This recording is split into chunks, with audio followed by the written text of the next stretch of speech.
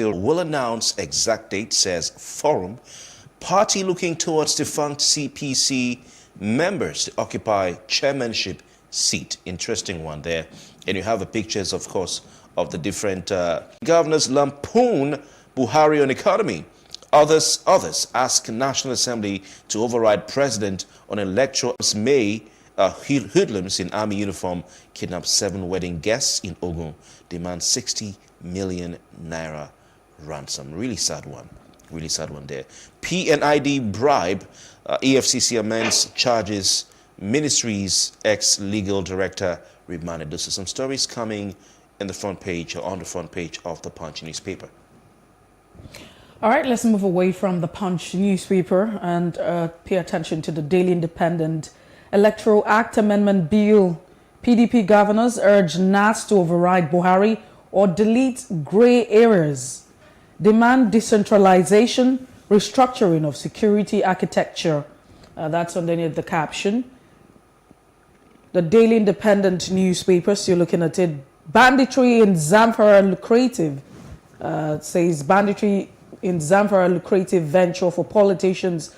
That's what the government is quoted to say. Says it would be hard to end soon. Very sad. I mean, if we know persons who are committing this crime, I mean, if we can actually name them, we know these persons. How come we haven't initiated an arrest? How come the persons have not been prosecuted? And even the government has come out to say, yes, we know those behind. Prison orders. And the governor said that we lost only 58 people, not 200 bandits. Inflation rate rises from 15.4% to 15.63%. Kano faces 8 new terror charges as trial resumes. So some of the stories on the front page of the Nation newspaper. All right, thoughts on this? Some people say that instruction or directive of the minister is out of place. If you are going to attack a prison, then you should be ready for the consequences. Because prison are supposed to be a place where certain individuals that have constituted some kind of security risk are being kept. So if anybody to decide to go and attack such a place, then you should be ready for the consequences. So if you are killed, oh well and good. But I would rather also think that rather than just believing only in that, the government should step up its security in most of these facilities, in these operational facilities. I've been to some of them. Yes, they have security, but are they as fortified as it's supposed to be? Because if we put into place what we are having now, the type of security we have across the area has just gone beyond just armed robbers or whatever. We are having terrorists, and most of them are seriously well armed and are ready to do anything. So what we need to do is keep up security, put up enough security agents there, so that at any given point in time, if there's going to be any attack, then those attackers should be neutralized as it were. When you go to some of these prisons, I don't think we have enough security there. So that is what we should do, is to keep up those security so as to deter anybody or group of people who want to go into that. It's not only in Nigeria that we see that. There was a country that recently, I can't remember which of the countries, and people the prison was attacked, and most of those that attacked it were shot and killed. If you cannot attack a prison in the United States, you can't attack a prison in the United Kingdom. If you try to do that, then you know the consequences. They won't even wait for you. Yesterday or 2 days ago, there was somebody that stormed a synagogue, a church, somewhere in the United States. The military moved in and neutralized him and killed him. I'm sure you are aware of that. And they killed him. So you don't say it's because of human rights or no human rights. Then you leave the guy to kill all people. They will go there and kill you. It happens in Israel. It happens in almost other. So what the minister is just trying to do is kind of a deterrent to whoever try or whoever is planning to do that. That if you try it, then you face the consequences. So I'm totally in agreement with you. It has nothing to do with human rights. Human rights doesn't mean that if you come into my place, try to rob me or kill me, and I'll just keep on watching you just because you believe in human rights. No. I totally disagree with that.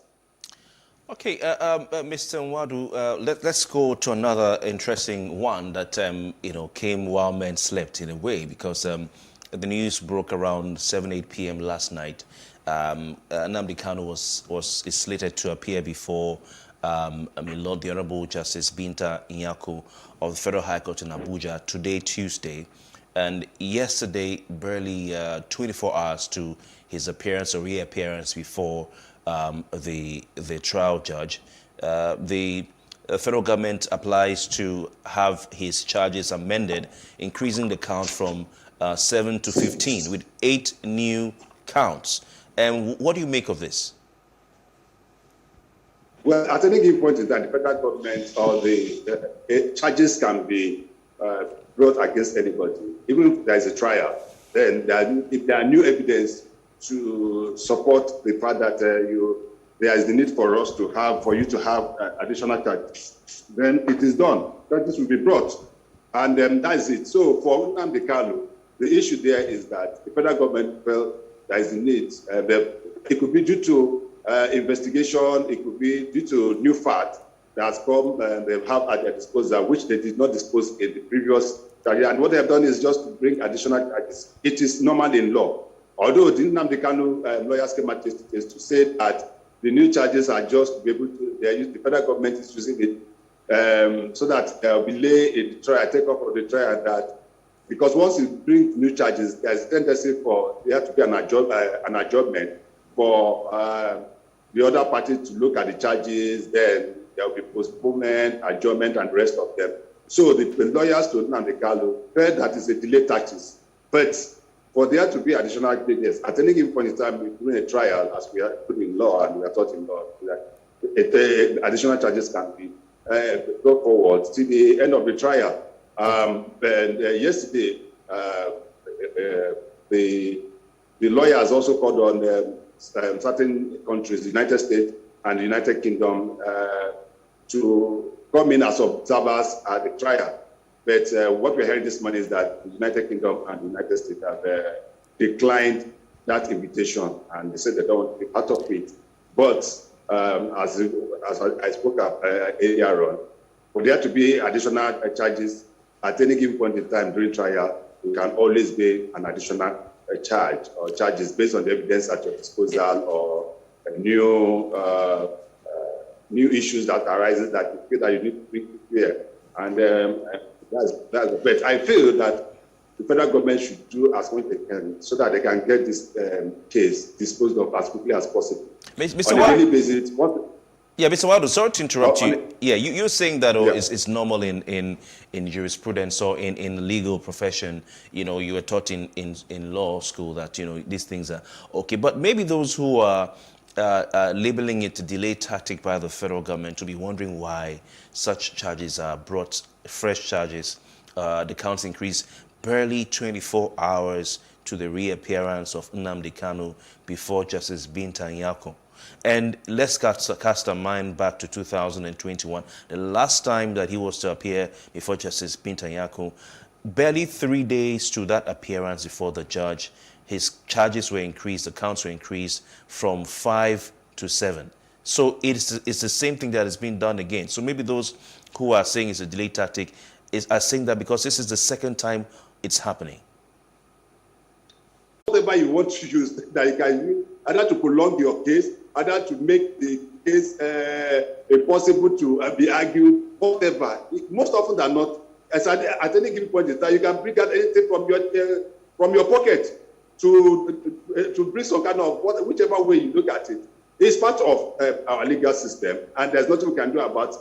But as I was saying before, I believe that it is time that the federal government should just come out clean on this, bring up all the charges, make sure that this guy is tried.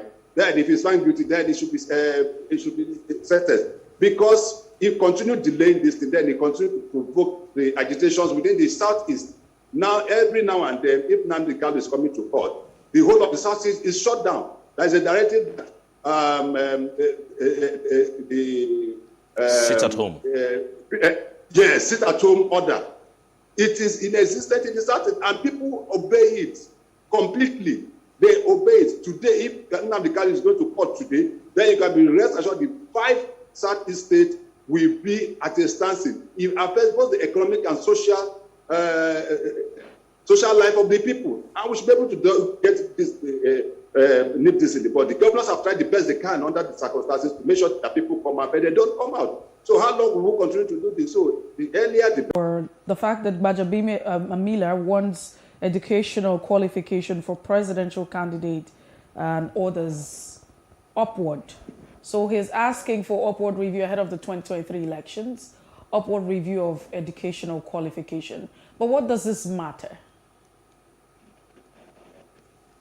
Will education make the person better? That's the question. Will education make the person better? And that's the question. The fact that, yes, there should be minimum qualification, yes, I agree. But it is not how educated you are that makes you a better politician or administrator. We have, in some of the states, we have governors that are professors. How well are they performing? We have some of them that are well at the National Assembly. We have medical doctors, we have lawyers, we have investors. How well are they performing? At the state houses of assembly, we have some. So for me, it's not about your qualification. It's the ability to serve the people.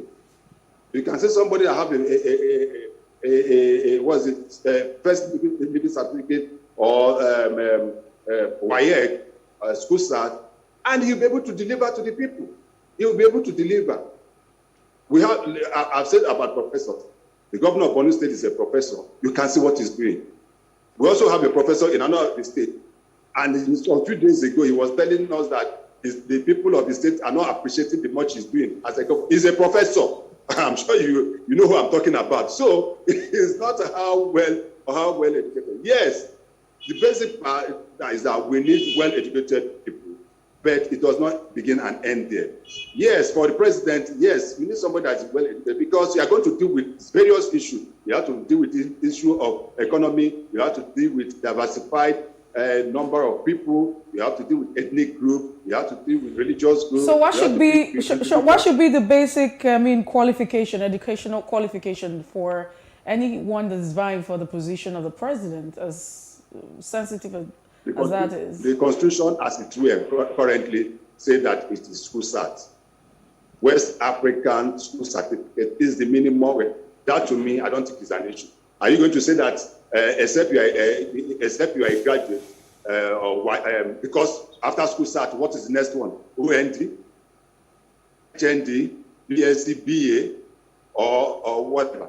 But personally, if I should go by that, I would just do that. Probably we'll just up it a bit and take it to OND level.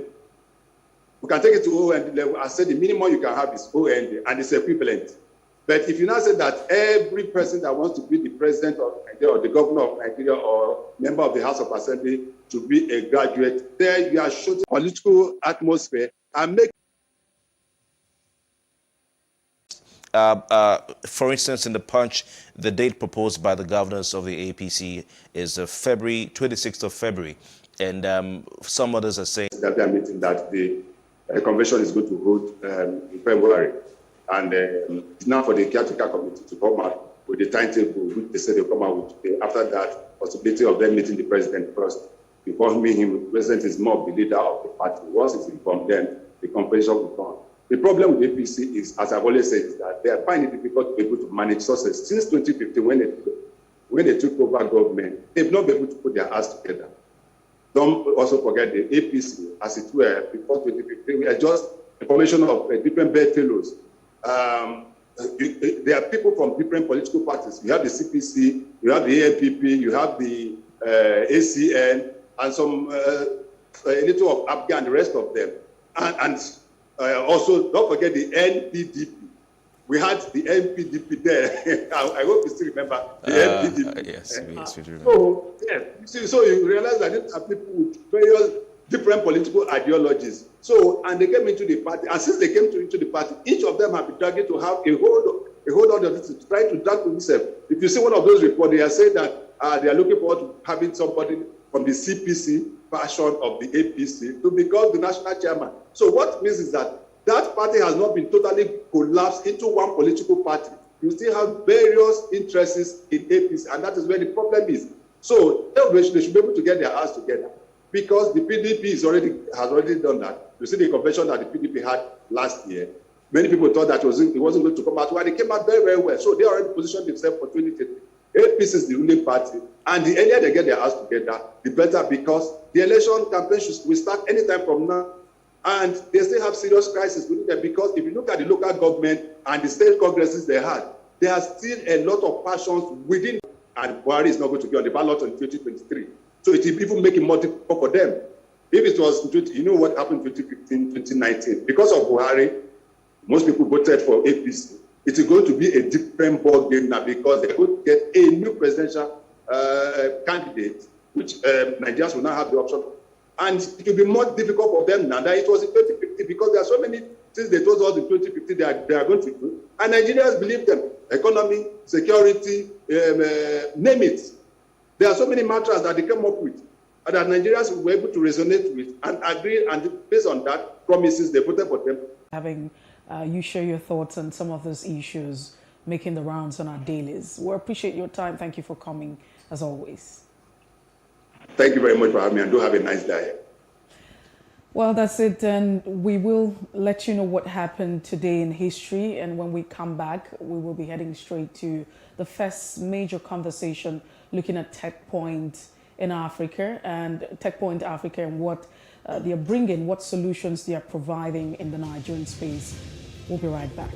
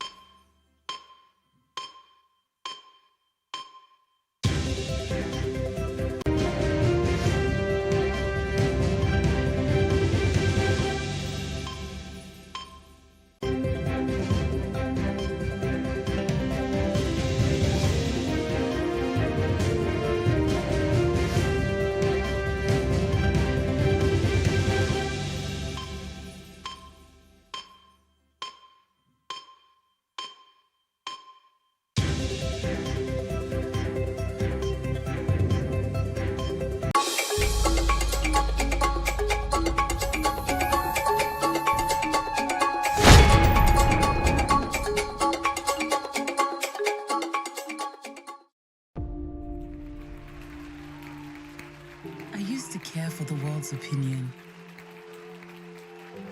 I used to beg for validation, but the fire that burned in me was hotter, and the passion that lived in me had a voice of its own.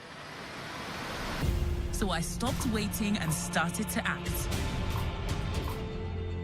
I stopped fearing and started to live. And when they thought I would fail, I stepped into my power. Because my time is now. Amstel Malta, be your best. Whether you like it or not, the dryness and dust is coming. And this time, it might not give up that easily. But do the people have the power to shake it off? Well, of course they do, and you do too. Kick dry skin to the curb and get smooth, intensely nourished skin with Nivea's deep moisture lotions and lip balms. Follow the story online, #DoneWithDryness.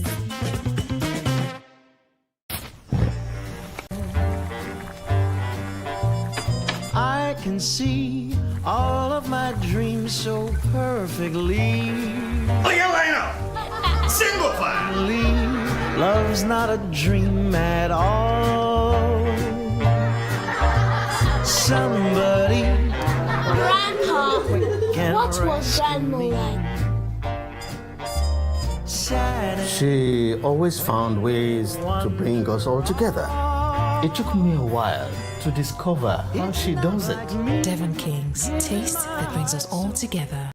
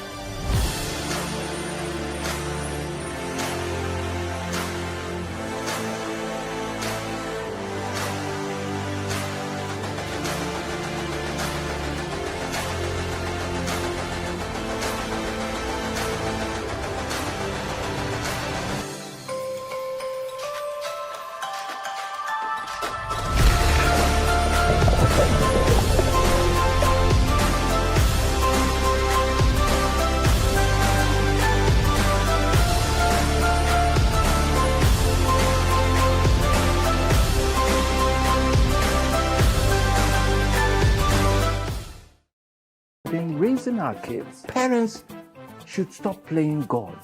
The internet is actually using the people. But when you are looking for money to help other people, then it becomes easy. Don't rush into marriage. I always say this. You rush in, you rush out.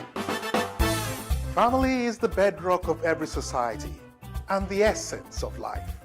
On Today with John and Helen, we dig deep into family values in every sense of the word. Join us every Saturday at 9:15 a.m. on PlusTvAfrica, DSTV channel 408. With you, we play a part in strengthening the values passed from generation to generation.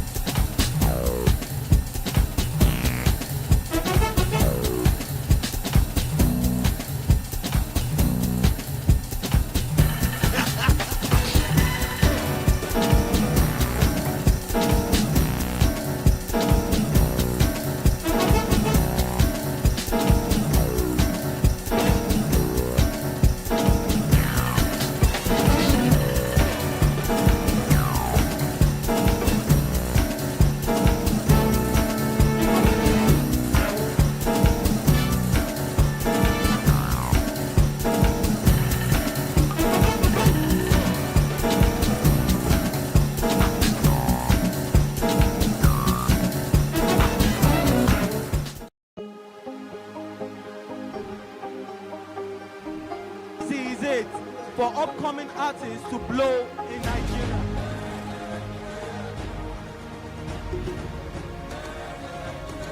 Welcome to Plus Trending.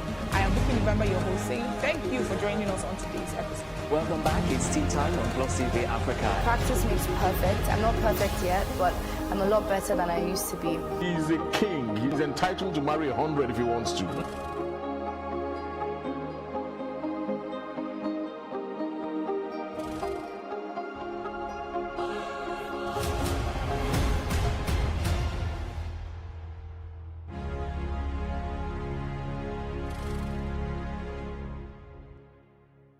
Praise God, from whom all peace for the wicked. The lazy man does not roast what he took in hunting, but diligence is a man's precious possession. Finally, my brethren, be strong in the Lord and in the power of his might. Moment of Truth with Pastor Tunde Bakare, Sundays, 7 p.m. on PlusTvAfrica. Contrary to popular belief, Corona is not a hoax. The virus is real. Be responsible, wear a mask, wash your hands with soap and water, and avoid crowded places. Maintain physical distancing. Be responsible. Together, we can overcome the pandemic.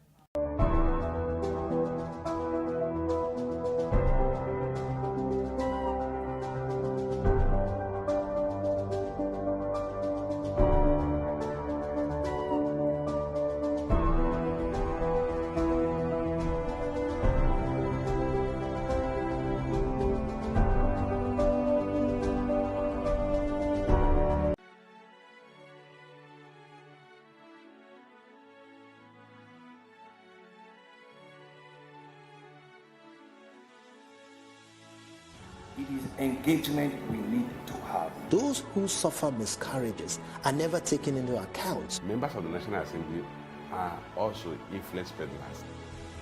You are sitting on Nigerians' money. From the barbing, I pay my rent. On the barbing, I send my children to school. A consultative engagement. No any tangible notification before they ban us. It's one thing for people to be at your back and listen to the moment, and another thing for them to still be with you when push comes to shove. I will do everything to take Lagos out of the national grid. 408 or send an email to marketing@PlusTvAfrica.com. Plus TV Africa. Big stories live here. Welcome back. You're still watching The Breakfast right here on Plus TV Africa. And we have a very interesting conversation ahead. The information and communications technology sector is very important in today's world. And of course, the countries that are leading the economies of the world today have that sector as very, very dominant in whatever they do. And one of the important aspects of the information and communications technology happens to be with us is Kolawole Oluwanifemi, who is a senior reporter with TechPoint Africa. Good morning to you and welcome to The Breakfast on Plus TV Africa. Thank you so much. Good morning. All right, welcome. Let's start off by finding out what exactly TechPoint Africa is. Okay, thank you so much for having us. TechPoint Africa is a media company. Like I said, we had the gatekeepers of the technology ecosystem in Nigeria. We realized that it's important that what we do to gather everybody in the ecosystem, ensure that people are, rightly informed, people are following the technology trends in Nigeria and also Africa, and people are able to find this information where they want them. So we are able to provide all of these things to the different players in the ecosystem, both the enthusiasts, both the information service providers, everybody. We're connecting everybody together, and that's like a very important aspect of what we do as the gatekeepers. All right. So when you say you are a media company, obviously are you print, or is it a 360-degree media organization where you have the website, you look at videos, you look at print? What's the focus in terms of the media? We're basically online. Okay. We do everything online, from text to videos. Like, we're basically an online media company. All right, interesting. So let's look at tech startups in Nigeria. I mean, we hear of countries like Kenya, startups. We used to hear of Ghana, South Africa, Rwanda in Africa, and the fact that maybe Kenya was the Silicon Valley of Africa. How is Nigeria faring in the tech ecosystem in Africa? Interesting to say. I think Nigeria, is currently, topping that position, if I'm to use that word. We've seen the growth of startups. We've seen the activities around the ecosystem in Nigeria over the last 2-3 years. When you look at the funding report, when you look at the number of talents coming into the, coming out every day, when you look at, people, who are trying to get into the tech space, you realize that in Nigeria it's a whole lot, right? So one indices I can use is the funding report. So as at 2019, we had Africa raised a total of 1.3 billion, in the last 2 years, 2020, 2021, that figure has jumped to 4 billion. Sorry, you tech guys, the way you call this money, billions of dollars, seed funding, I didn't hear you. How many billion? So in 2019, that figure was around 1.37 billion. Okay, that's a lot. Yeah, that's a lot. And then in 2020, 2021, we're looking at 4 billion. And Nigeria alone has raised about 1.37, right? Wow. So that's about, Nigeria, like a startup in Nigeria raising at least $1 million every 2 hours. That's a lot. And that's really very exciting. Hey. And okay. No, go ahead. Okay, so and one of the things that is creating this this drive is because of the the innovation.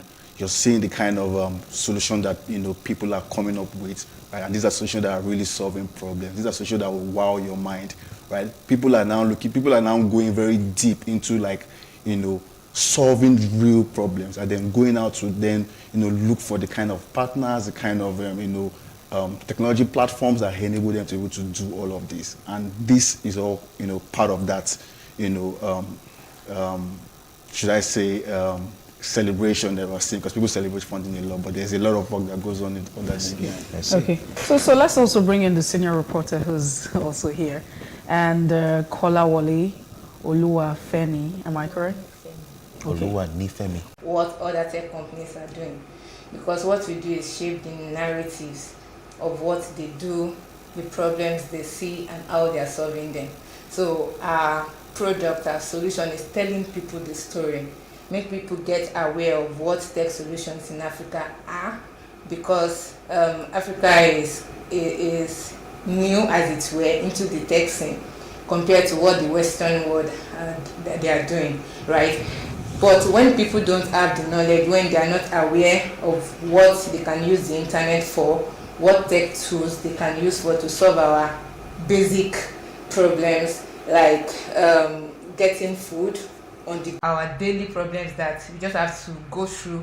But tech is now here, getting both on the go, like getting on-demand taxi on the go, right? When I was coming here this morning, I had to do that, but if I was not aware of that, I wouldn't be able to do that. So the product we are offering is getting people enlightened about what tech solutions are capable of doing, even though we've not gotten to the length that Western world are. So that is the product we are offering to Nigerians and Africans at large. All right, indeed, tech is making life easier. Yes. Imagine how we would have gotten to work at 5 a.m. or 6 a.m. if there was no ride-hailing app. But we'll send you an invoice for that company. And when you do that, you're also able to